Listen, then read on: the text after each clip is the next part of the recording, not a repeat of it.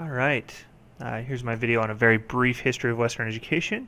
I'm going to be going through roughly 50 things, um, a little bit more or a little bit less depending on how you number them or group them, but basically going from ancient Greece all the way up to the modern day. Now, I realize this is super fast in a super short period of time, but in the interest of modern attention spans, we're going to try to do it in about 500 seconds or less.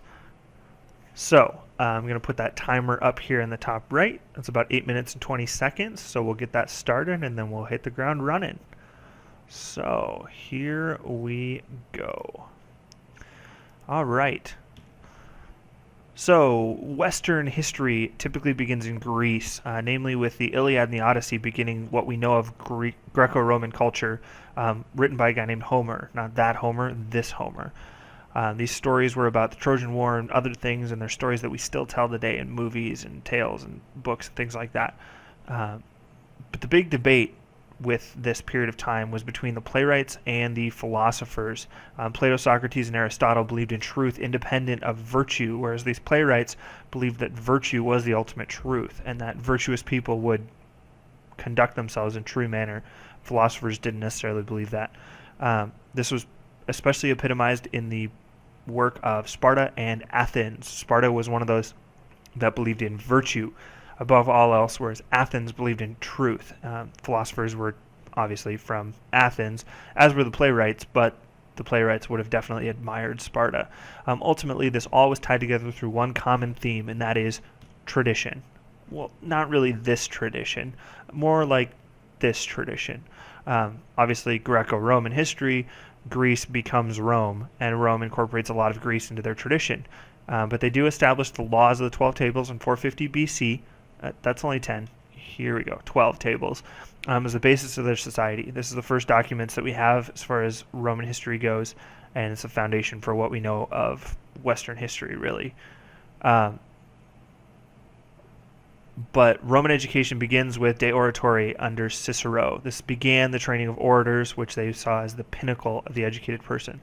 Emperor Vespasian was a patron of schools, individually, not corporately, but this was a lot of approval from the top for education. Quintilian was an educator that wrote the Institutio Oratoria. Here he is. Here's his school. Here's a great quote that he said: "One should not aim at being possible to understand, but at being impossible to misunderstand." So even, almost 2,000 years ago, these guys are writing stuff that is incredibly applicable to us today as far as logic and rhetoric go. Just great stuff. Emperor Antonius Pius was the first one that said cities should support education. So all Roman cities were required to support education within their districts. The Council of Bonn, a bunch of guys got together, namely Emperor Constantine, made Christianity legal in the empire, especially in the capital of Constantinople. Christianity took over education rather rapidly, beginning with the monastery schools in the 4th century under a guy named Benedict of Nursia. You may have heard of him if you've ever heard of the rule of St. Benedict. St. Bede the Venerable was also a monk, a Dominican within this order. He turned around and tried to make education more approachable, less sophisticated, more approachable. Aw, look at the little guy.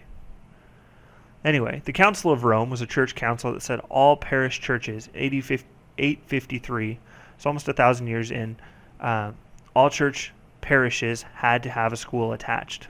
Catholic history of education really took root here, something we still see in North America today, even though this wasn't even on their radar at the time.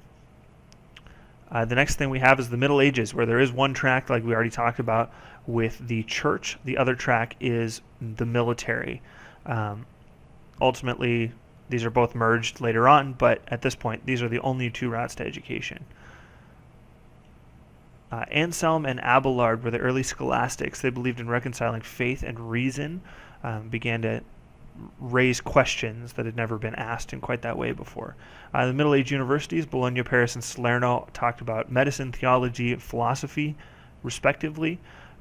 These universities are still there today, and their cities are incredibly proud that they've got these venerable institutions.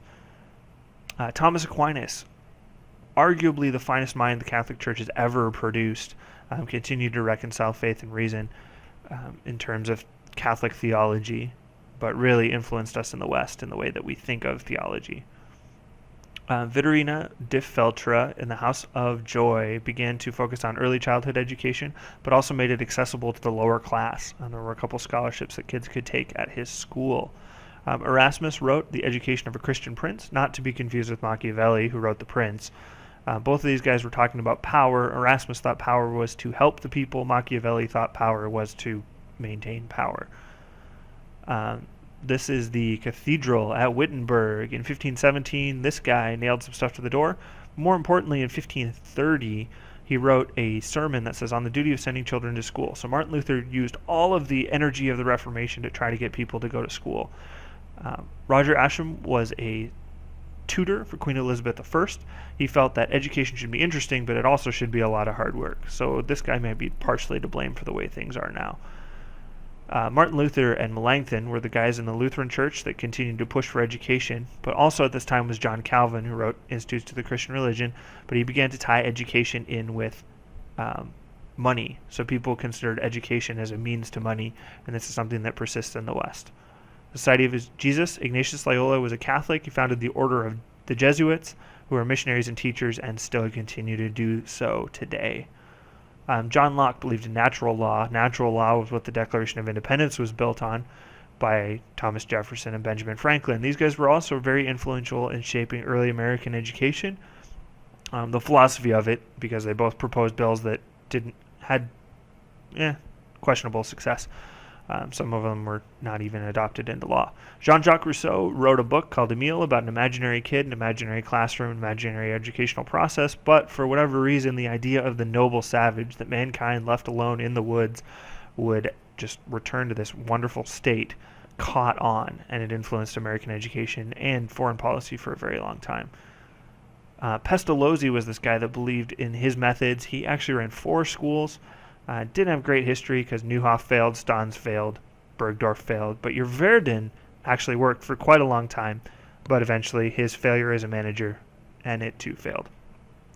Froebel, Peabody, and Montessori were all about early childhood education. These are names that we still see in education today.